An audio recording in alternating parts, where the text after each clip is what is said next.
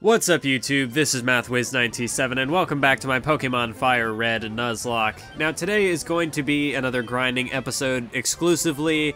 Today I'm going to be answering some wrestling related questions. I'm still going off that list that guest 5 left me way back in like episode, one of like the first 3 episodes or whatever of this series. So I'm going to be answering, this episode is just going to be going through this list of wrestling questions because I've gone through a lot of the Pokemon ones he left me.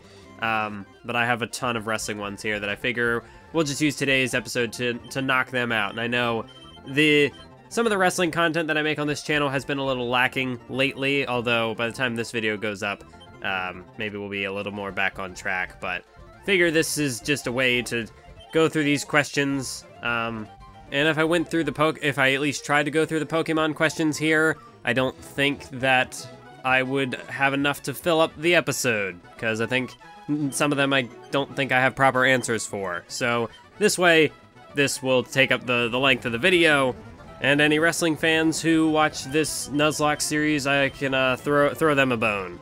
Considering this is on the wrestling channel, I imagine that's where the majority of my viewers on the Pokemon series come from, but I don't know anymore. So let's get into the questions, starting off with my favorite superstar. Now, this one's a pretty easy question to answer. My favorite superstar was my childhood favorite, and honestly, I haven't had a wrestler connect with me. Like, I haven't gotten as invested in a character since then. My favorite wrestler would have to easily, hands down, be Jeff Hardy. Simply because when I first got into wrestling back in 2007, 2008, this was right around when Jeff Hardy was about to get, like, his big push. So, you had on Monday Night Raw, when he was going up against Randy Orton for the WWE title, you had him do the big stunt where he jumped off like the scaffolding before they changed the Raw set. And of course, that's an iconic moment. Jeff Hardy just did he had, of course, his daredevil antics. He was very he just had some sort of presence with him in the ring. That's why they call him the charismatic enigma. He was just, I don't know, he just looked really cool. He had, like, I don't know, his aesthetic was cool for me. He had like the long hair, and you know, the rainbow-haired warrior was another nickname that he had.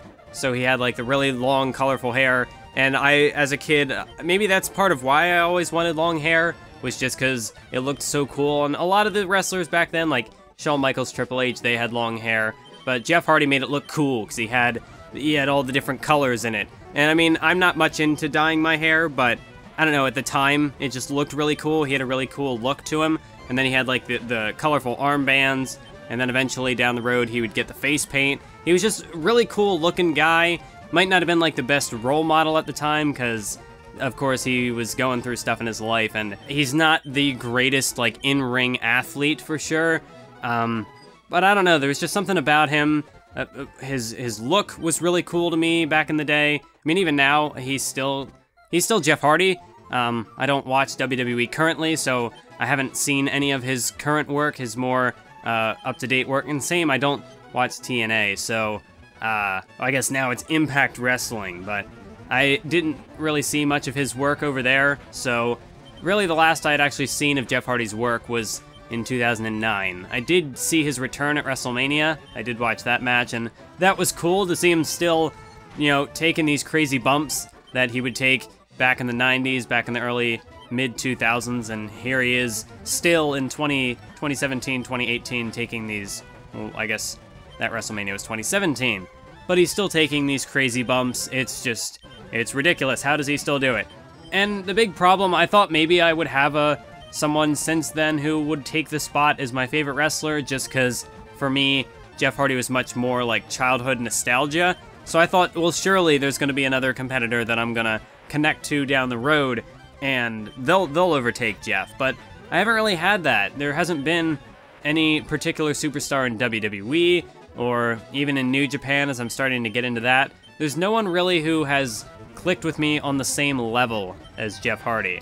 If my universe mode is any indication, I tend to get pretty attached to basically everybody on the roster. Like in my universe mode, I try to push as many people as I can, and even then, when WWE is misbooking somebody on their show, I tend to get sort of kind of irritated about it, just because, I don't know, I want to see everybody succeed. There aren't many people, or at least there haven't been many people on the roster since since I got back into it in like 2012, before I dropped out again in like before I fell out of wrestling again in like 2016. There haven't been many people that I didn't like. I mean, there were people that I thought were kind of like, but even then, someone like The Miz, who at one point I didn't really care for, I've come around on him. I think, of course, now he's got a great presence on the mic, and even then, like, he's just a good character, The Miz. But maybe it's because I have this more, like, this sort of broad interest in every superstar on the roster. Maybe that's why I can't quite get invested in any singular superstar too heavily.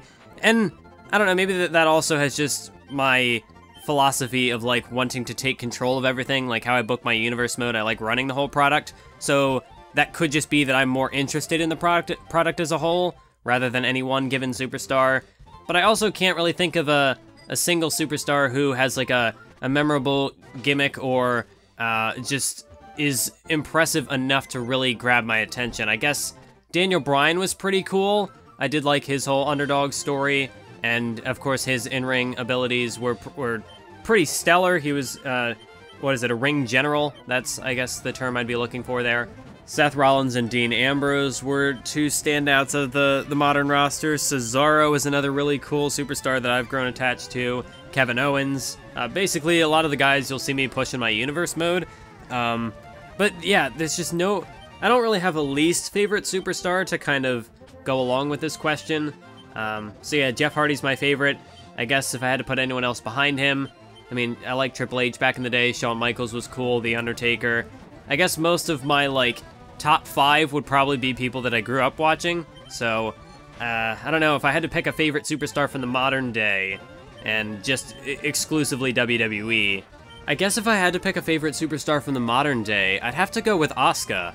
Just because in NXT, she had a really interesting character arc, what she went through there, and now she's up on the main roster, and I haven't really been keeping up with her work on the main roster, so I don't know how well WWE has furthered that arc, or if they just kind of went back to square one with her being the undefeated Empress of Tomorrow, and they're just going to kind of build that character arc back up again. But her work in NXT was really fascinating. The way she kind of, maybe I could make a separate video on this, but the way she went from, like, her debut, she was the big name from Japan getting brought in, the hot new talent, and she just kind of went up from there. She never lost, and so with that, she became more confident. It was just a fascinating character arc that she kind of went through this sort of slow heel turn, but in the end, I guess she wasn't like the true villainous heel, because she still got good reactions from NXT, from the Full Sail crowd. I guess just NXT crowds in general, because they travel all over the globe now. So yeah, favorite superstar of all time, I'm gonna say Jeff Hardy, and favorite current day superstar, I'm gonna say Asuka. What is my favorite tag team or faction? Now, I'm not too familiar with the old school factions. I'm not, you know, not like the Fabulous Freebirds or the NWO, or, I mean, like, I know about, like, NWO and D-Generation X from all the countless not brand warfare, but, you know, the coverage of the Attitude Era, because we know that WWE has gone all in on making sure that we know the history of WWF versus WCW. The Four Horsemen are another group that I'm not too familiar with, so if I had to pick a favorite faction, it would probably be something from the, like, more modern times. I was actually a big fan of The Shield, and I know that might seem like a kind of cliche answer, because, you know, nowadays I'm sure that's what most people were interested in, was The Shield, but it would, like, with WWE, it had been a while since they had kind of a faction like that they really kind of ran with as a faction. It would seem as though, like, you had stuff like Evolution, where Orton was clearly the leader, and that lasted for, like, maybe a year or so. I don't think Evolution had a super long run. Or Legacy, rather, not Evolution. I'm thinking Legacy. Although Evolution, conceptually at least, was a pretty good faction. I wasn't around to, like, see their stuff from back then. Of course, I've revisited it through the WWE games, and I would probably say that Triple H versus Shawn Michaels is one of, if not possibly my favorite rivalry of all time. But Evolution, like, if I was around to see their stuff back in the day, I'm sure they'd easily be my favorite. But right now, I guess, like, conceptually, I might value them more.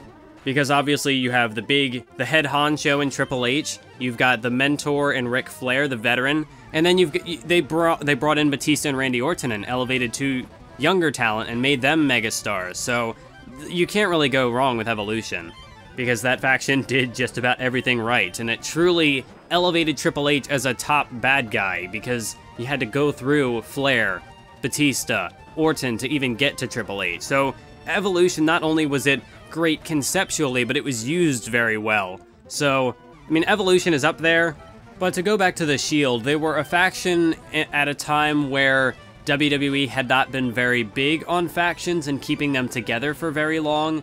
And of course, the Shield, WWE managed to get a lot of mileage out of them at the time, even though they probably could have gotten more if they wanted to bill them as more of like a classic faction, which kind of would stick together even longer than they did for maybe like a decade or something. Or maybe not even that long, but, you know, half a decade, 6, 7 years, who knows. But with the Shield, I mean, they were kind of hot shot to the top right off the bat, and they made like a big impact when they came in. I don't know, they just had this presence about them when they first debuted.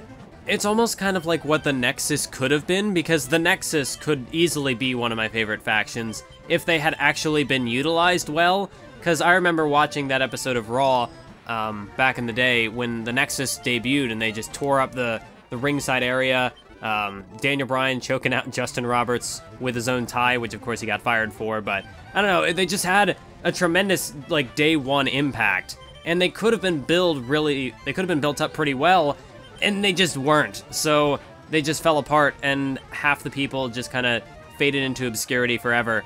Although we got Heath Slater out of it, so people might think that I'm like joking around when I say that I'm a fan of Heath Slater, but no, I legitimately like the one-man band, unironically. I mean, I guess also kind of ironically, because he's a gag, a joke comedy character, but I don't know, I still like Heath Slater, he's cool. Again, he had the long hair back in the day, and that was also cool for me personally.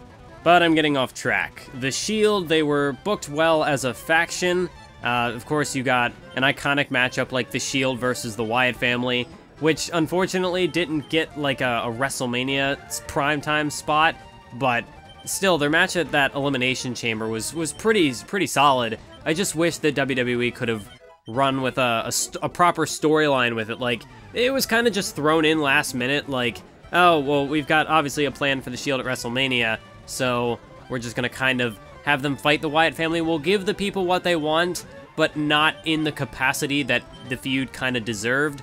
Because you could have dragged that feud out for, maybe not drag out is the right word, but that could have had a much slower build-up and payoff to it. Perhaps that could have led to the fracturing of the Shield, but that's not ultimately how things went.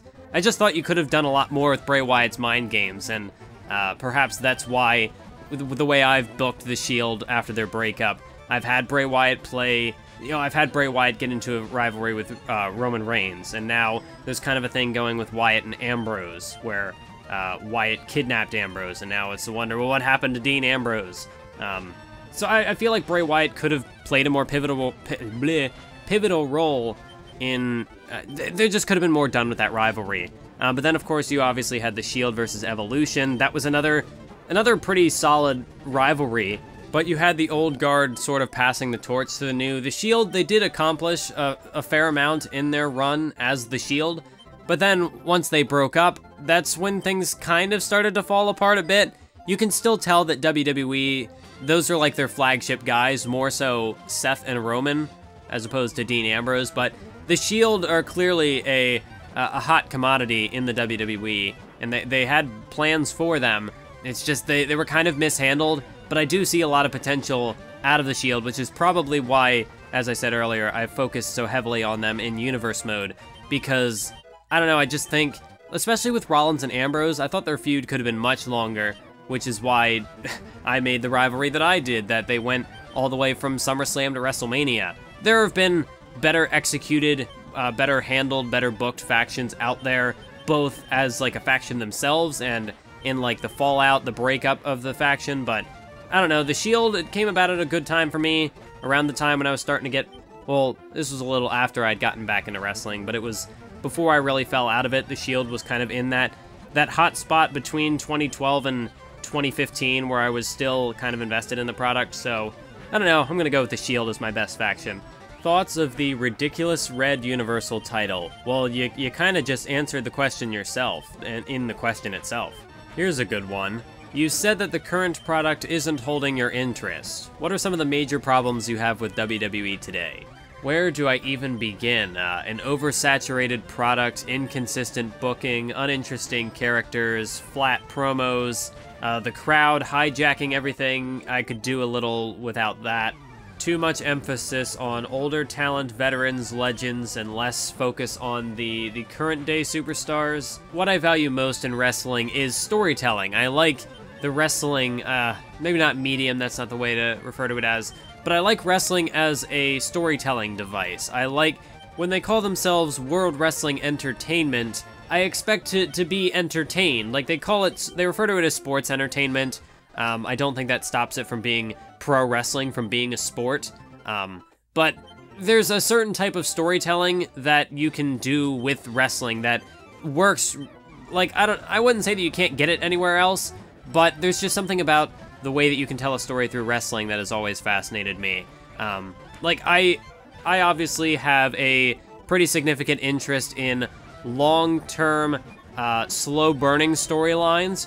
That's why I can refer to a rivalry like Shawn Michaels versus Triple H as one of my favorites, because that feud, it was, I guess, kind of an off-and-on feud, but it spanned the course of almost like 2 full years, from 2002 to 2004, and you had like a very clear arc. You had Shawn Michaels, it was really a great way to build up Triple H too, because Michaels has all these opportunities to kind of get at Triple H, but Triple H always sort of finds a way to outmaneuver him, whether it's through using evolution as kind of a shield or just his own trickery.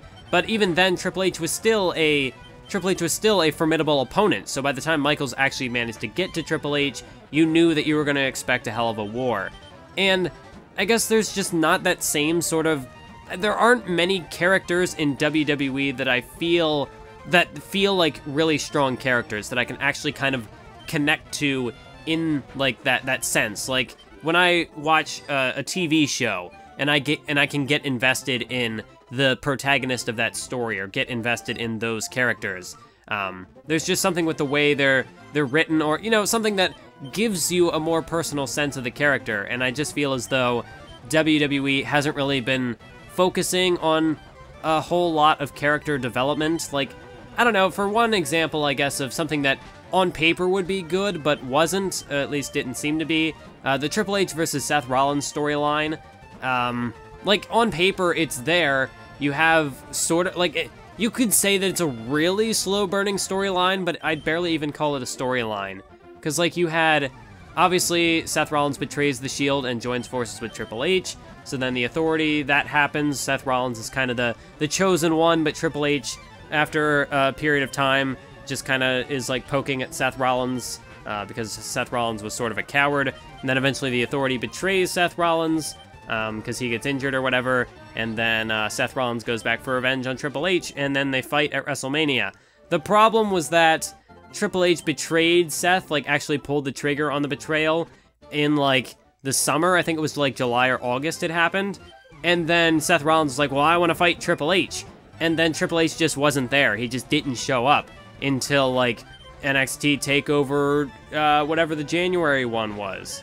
There was no real build up to that. It wasn't like Triple H had like hired guys or like put people deliberately in Seth Rollins' way so that he could not get to him. Seth Rollins was just kind of fighting random people. Like he was in a kind of a mini feud with, I guess, Kevin Owens and Chris Jericho. The problem, like, you can take little breaks in a storyline, that's fine, because like I said, Triple H versus Shawn Michaels, they had some breaks in the storyline. It wasn't like they were just fighting each other nonstop for 2 years.